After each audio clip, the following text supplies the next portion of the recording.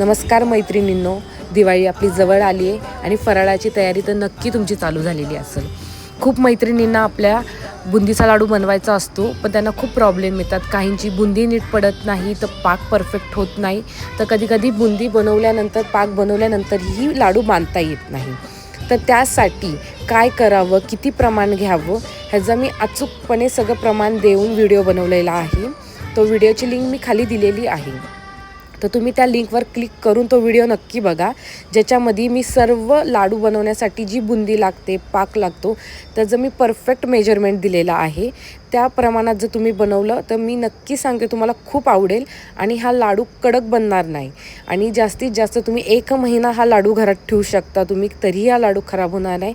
इतका मस्त हा लाडू बनतो. तर तुम्ही ह्याचा मोठा व्हिडिओ नीट बघा आणि तुम्हीही करून बघा आणि झाल्यानंतर मला नक्की कळवा. धन्यवाद.